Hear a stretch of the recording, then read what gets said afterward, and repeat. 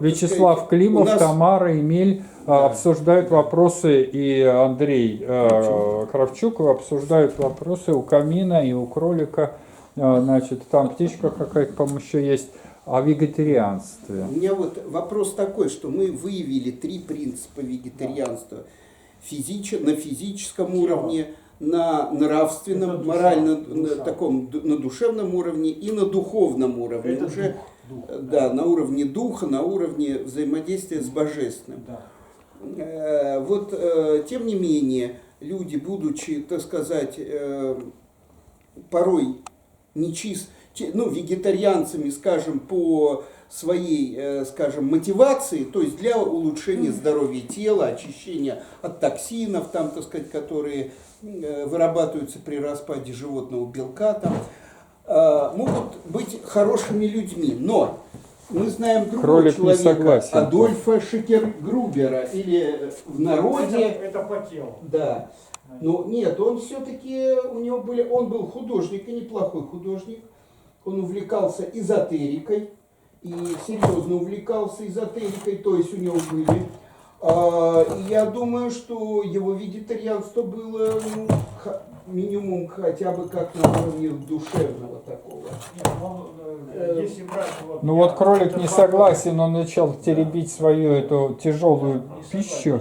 И он просто Штергебрёдера. Но тем не менее человек совершал те поступки в своей жизни, которые мы знаем, он совершал. Я могу так сказать, что если брать всякие там, я интересовался, причины прихода к вегетарианству. Так вот, Адольф Гитлер к вегетарианству пришел по 2 причинам. Он боялся рака, то есть боялся умереть от рака.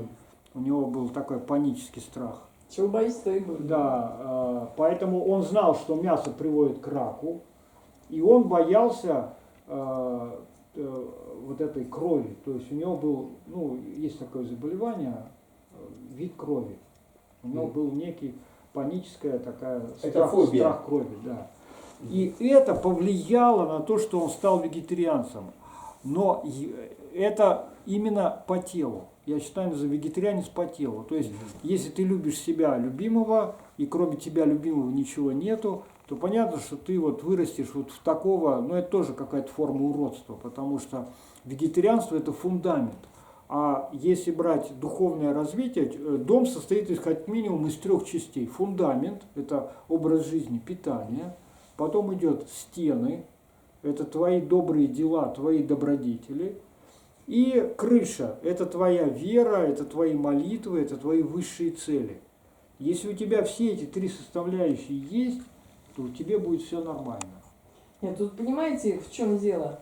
Люди, когда переходят на вегетарианство, они должны знать, для чего это нужно. Ведь не только поправить свое тело, тело тоже не поправишь, если ты будешь только одним вегетарианцем, потому что могут возникнуть и болезни, и все такое прочее. А вот когда уже у тебя идет, как это сказать, уже направленность такая, знаете, религиозная, нет, даже не религиозная, а вот для спасения планеты, допустим, вот будем так говорить. Потому что Земля, она наша, живая, в общем, Земля, вы уже об этом знаете. И она тоже, а мы ее все дети. И люди сейчас все как бы устремляются, некоторые к Богу там все. Но если люди не стали сынами и дочерьми матери Земли, то они к Богу никогда не придут, понимаете? То есть сначала к матери приди, потом от Сына, от Иисуса Христа обретешь определенные плоды. Плоды там души, плоды святости. И только после вот этих плодов тебе свыше дастся энергия, дастся учитель, который вас поведет. Это как, знаете, в сказке о коньке-горбунке. Значит, там жар птицы, это ты обретаешь перышко там тоже последовательность. А 3 котла – это и есть преображение тела.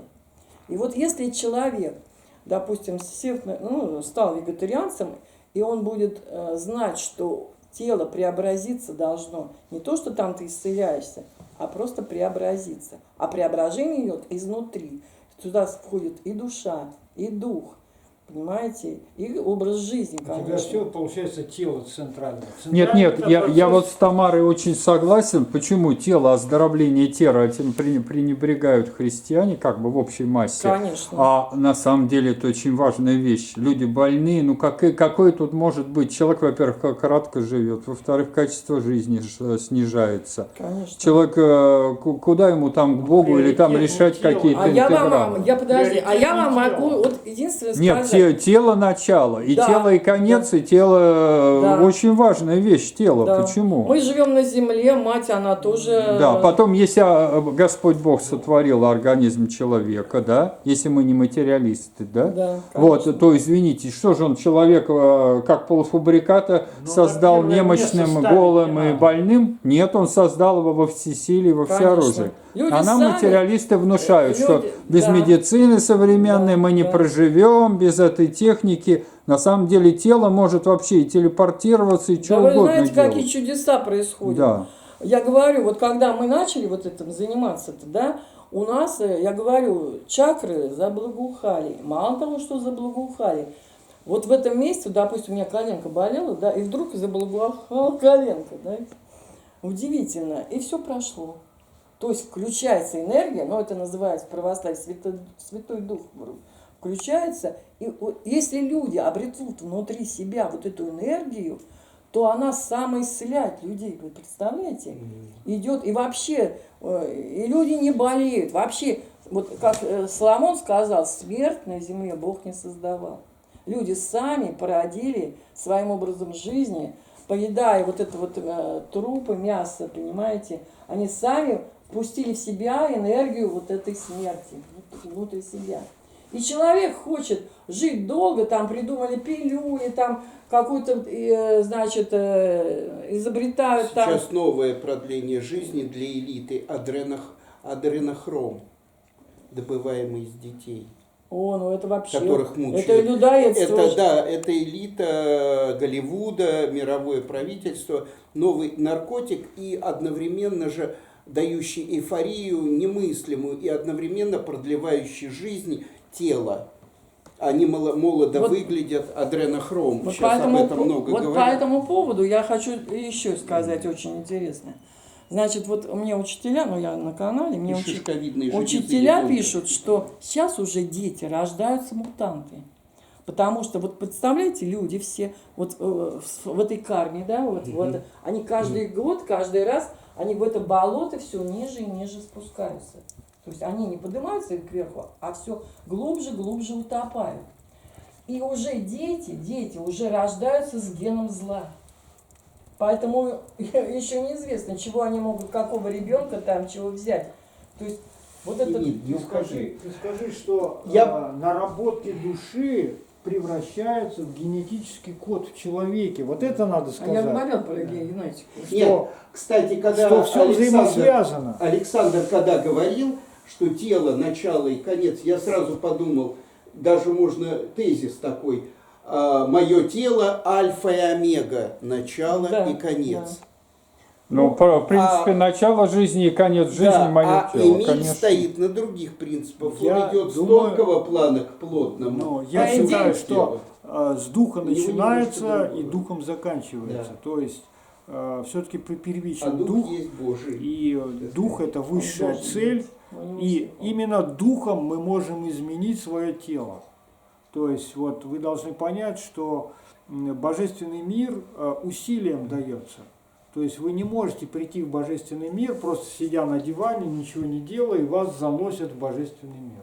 Такого не может Вместе быть. с диваном. Да, вместе с диваном. И сидишь в божественном мире на этом диване, на котором сидел у себя дома. Да, вот. То есть божественный мир усилием, а усилие это дух, сила духа. Поэтому начинается все с силы духа, то есть ты принимаешь некое решение, и приняв это решение, начинаешь что-то делать. Конечно, ты проходишь через очистку тела, преображение тела, и потом приходишь к новому чистому духу, преображенному духу. И вообще люди не должны умирать, они должны возноситься. Да. Понимаете, не должно быть этих кладбищ быть. Человек вот свое здесь на земле сделал, как бы, вот когда человек, вот почему сюда человек вот сюда Ну, внедряется? это как Иисус Христос Да, вознесся в теле. да, он же показал путь нам, понимаете, путь. И по идее мы так, ведь не только Иисус, и еще Илья пророк, по-моему, тоже вознесся. Его забрали, он не вознесся. Ну, забрали. Его все. забрали инопланетяне. Очень много фильмов Боже мой. голливудских о том, что некая сверхцивилизация прилетает сюда, чтобы очистить землю, а избранных людей она возносит на некие корабли и несет их в райские Ну вот мне планеты. написали в послании, что Может быть. будет официальное будет пришествие сюда на землю. То есть Но человек... люди, значит, наше вот правительство, Ну, ты они, объясни как мне пришествие пишут, кого? пришествие нашествием назовут, понимаете? Да. То есть они будут людей пугать. Может быть, даже и коронавирус, может быть, уже это как репетиция. Значит, прилетят инопланетяне, а они скажут, все по домам, все, вирус, все. И люди не будут выходить. А инопланетяне прилетят, если они прилетят спасать людей.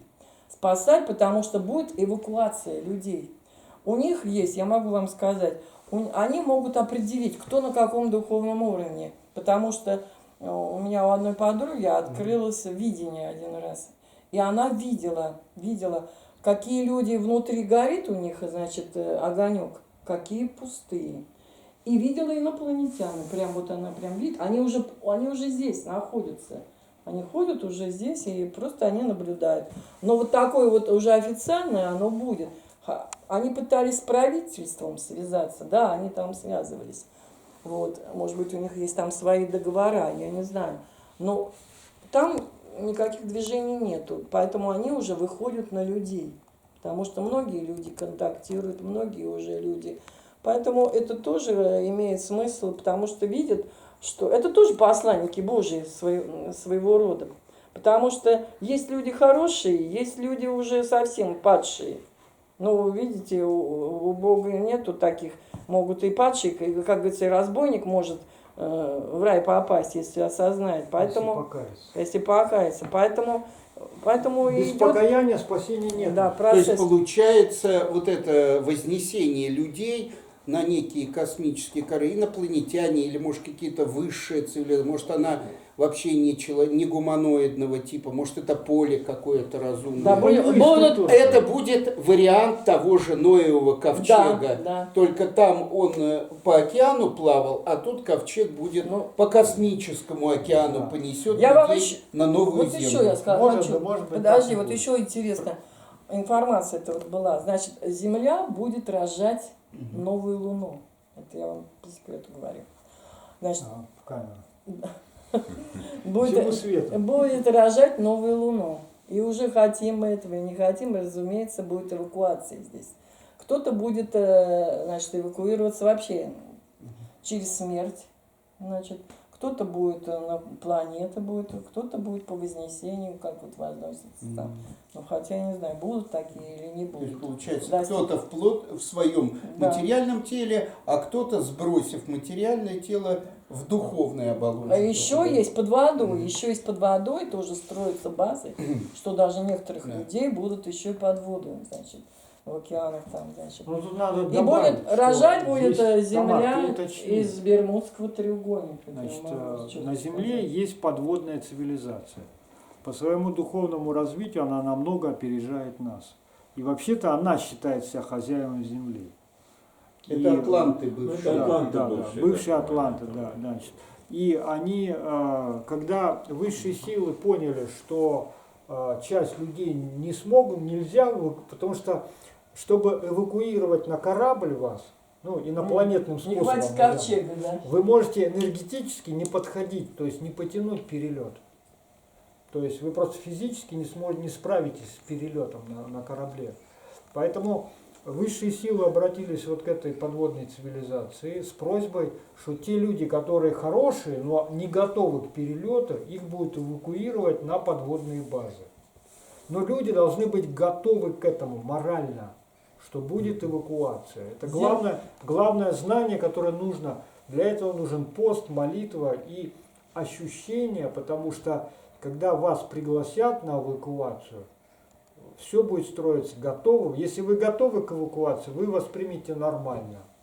Если не готовы, то у вас будет страх, там еще чего-то. То есть страх это первый признак, когда энергетически что-то не стыковое, не стыкуется. Страх – это первый признак, когда Глупость. отсутствие глупости, Да. значит, много у человека. Вот. То есть, Мы если когда- вы неправильно воспримете ситуацию, у вас возникнет страх, и вы отторгнетесь. И тогда, ну, чтобы вы понимали, значит, сценарий примерно такой. Сначала Господь будет собирать свой урожай. Это все хорошие люди. Да, это его семена. Потом, когда Господь все Жатва. соберет, Жатва. жатва Господа. Потом придет Антихрист. И он будет собирать свой урожай. То есть те люди, По-моему, он которые... уже собирает. Да. И они в животных Вот. превратятся. И, конечно, Животные это им- еще хорошо, может, в гадов каких-нибудь там. Вот, Не, ну животные лягушек. гады. вот. И следующий этап. И дальше уже, так как люди, вы должны понимать, что люди так загадили планету, что придется чистить океаны, атмосферу. Все континенты загрязнены. Поэтому на Земле будет полная генеральная уборка. А эту дезинфекцию люди чисто физически не переживут. Не переживут. Поэтому, скорее всего, будут... Как потом дезинфицируют катаклизмы. ванну, и после- тараканы все умирают. После глобального вот этого сбора урожая оставшиеся люди только через катаклизм. Вообще я хочу тебе, Саш, сказать, вот ты говоришь, будут люди Насчет перевоплощаться тараканов. в животных, да? И ванная хорошо. Вот. Кто-то в ванночке в теплой, а кто-то... Вот. Я тебе скажу единственное, Дождь что умер. вот мне написали, что воплощений больше уже не будет на Земле. Мгм. Что люди будут, вот если будут уже негативные, вот эти души останутся, да, что они уже будут превращаться в мазут. И вообще, да. И вообще, ты знаешь, что такое нефть? Топливо. Что такое нефть? Знаешь это? Кровь Это, земли. это кровь земли. Да, это оставшиеся, это вот негативные души, которые, это вот действительно, это вот кровь это. Понимаете?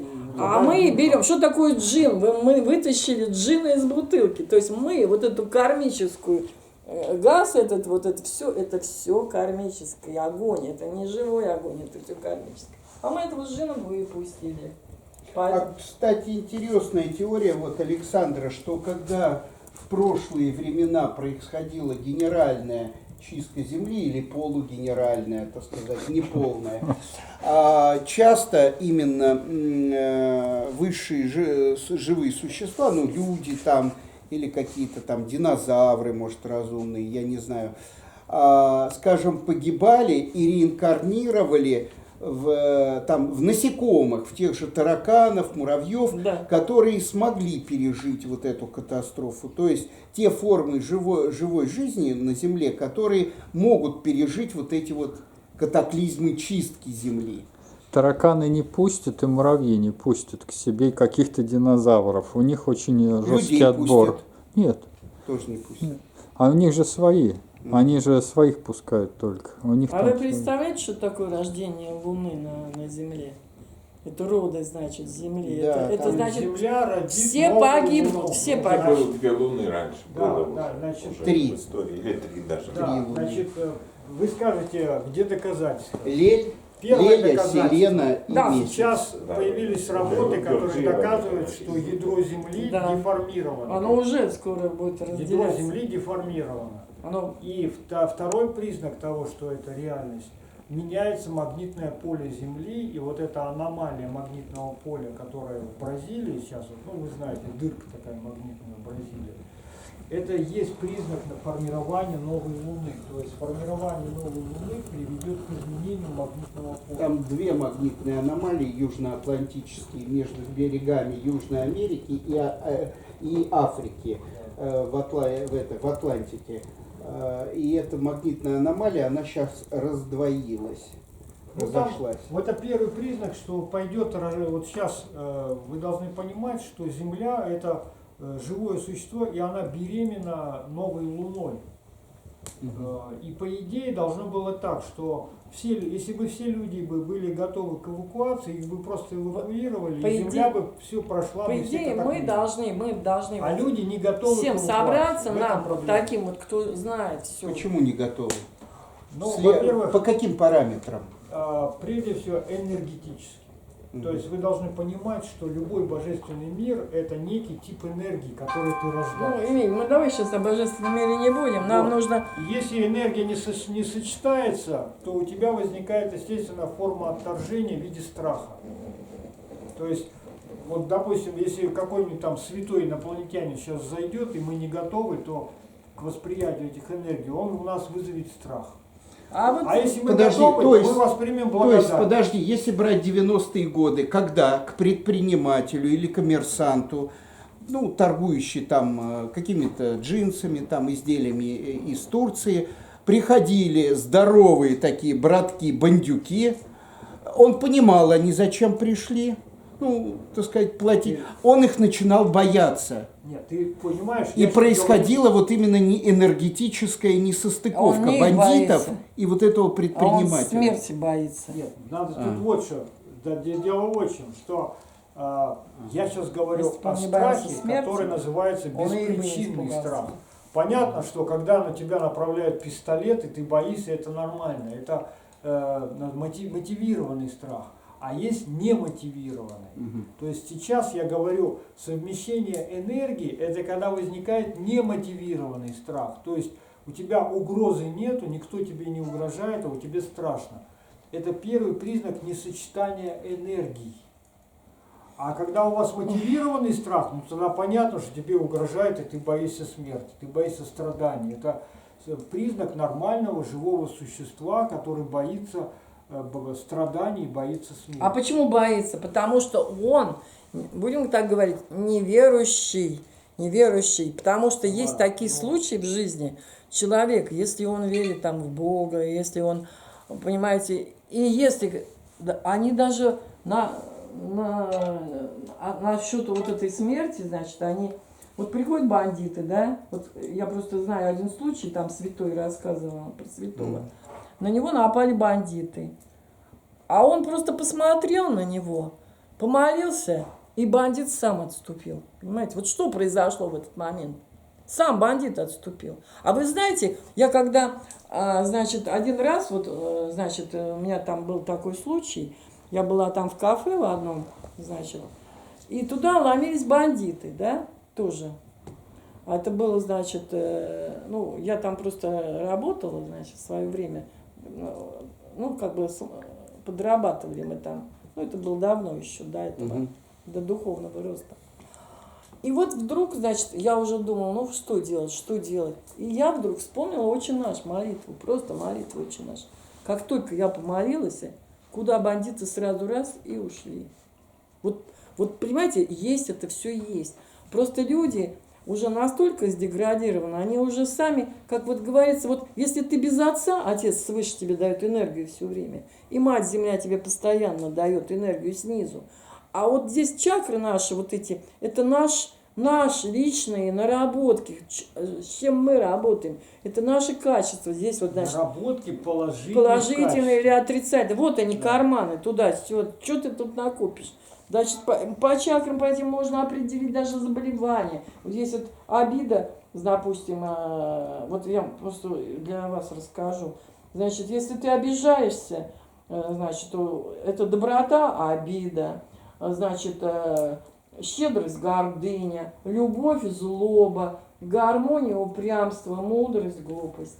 Представляете, вот даже вот эти, если вот так, вот это мы, ну, как бы будем нарабатывать здесь, отрабатывать, то у нас будет проходить вот эта вот энергия. А что такое, вот если ты здесь не пропускаешь отца и мать, какой человек становится? Сиротой, беспризорником. То есть у нас есть высший отец и мать. И наша мать, она нам тоже помогает. Не отец нам помогает, Бог, а нам земля все дает. Земля дает нам и материальные, и все нам дает, и пищу нам дает. Но люди так относятся плохо к земле, так уже ее загробили, что она уже не в состоянии, уже для нее уже люди стали как паразиты на земле, понимаете? И поэтому земля, почему столько наводнений сейчас, всякие землетрясения? Да потому что эта земля уже болеть начинает. Болеет она уже. Поэтому нам надо людям донести. Вот мы вот должны, вот все ученые, там эзотерики, должны собраться. вегетарианцы, все должны вместе собраться и организовать какой-то действительно такую на спасение планеты, нужно на спасение людей, вот именно нужно создать такую какую-то конференцию или чего, я не знаю. Ну, надо как-то, чтобы людям открыть глаза. Люди-то все спят, глаза не открытые. И поэтому они мыкаются туда-сюда, кто к кришнаитам, кто православие походит, ничего не помогает. А те тоже говорят, молитесь, молитесь, кайтесь. Ну, вы знаете, а дальше-то что? Ну, что? Кому-то поможет, а что дальше? И, кстати, интересно, вот могу вам информацию дать. Люди, оказывается, делятся, вот Саша занимается этими, люди даже делятся на 4 категории людей. Отсюда 4 Евангелия есть, потому что Евангелие написано разному поколению, ну, разному как бы слою населения. Оказывается, есть овцы, есть лидеры, есть гении и есть мудрецы. То есть у кришнаитов тоже есть такие понимания, там шудры, там брахманы, у них это тоже категории есть. Вот что такое овцы, я вам могу сказать. Овцы, они раньше при фараонах жили, они хорошие помощники, допустим, мудрецам. Мудрецы им дают знания, дают им, значит, как жить, все. То есть а пастухи, значит, как бы вот, а они очень хорошие исполнители. И вот что у нас происходит вот вообще в жизни? Овцы поднялись на пьедестал, то есть сидят там везде, в государстве, в парламенте. Лидеры теряют свой штурвал. Мудрецов за сумасшедших принимают. Сейчас сок сделаем с бананом. Сейчас, секунду. Ну, мы же записываем. Так, я сбилась. Давайте. Значит, овцы поднялись на пьедестал. Лидеры, которые ведут людей, теряют свой штурвал. Гениев за сумасшедших принимают, гениев. А мудрецов в тюрьму сажают. То есть, понимаете, вот этот мир перестроился, он, значит, как бы стал, пирамида перевернулась. То есть сейчас нами управляют овцы. Поэтому у них законы ничего не ладится. Они там в парламентах сидят, там все там что-то делают, там непонятно чего. Вот это пережевывают в этом самом одну там тему возьмут, и вот они ее там неделю обсуждают. Я говорю, дайте людям, люди быстрее это все сделают, чем они там. В общем, вот я хочу сказать, что это полное... Но чтобы определить, кто лидер, кто мудрец, кто гений, опять нужно, чтобы были прозорливые, чтобы были видели. Или по образу жизни. То есть, вот, допустим, человек, значит, как вот это говорят, по плодам судите. Вот какие ты плоды, значит, это делаешь, по плодам и судишь. Что ты умеешь делать? Если ты мудрец, то ты будешь только, значит, принимать, будешь видеть. Мудрецы взором управляют. То есть они могут быть, ну, как контактеры, там все такое. Вот. Если ты гений, то вот это ты можешь быть ученым, там каким-то, понимаете, вот это. Если ты лидер, то ты как раз будешь вот эти общины собирать и все такое прочее. Очень интересный вот этот подход к человечеству. И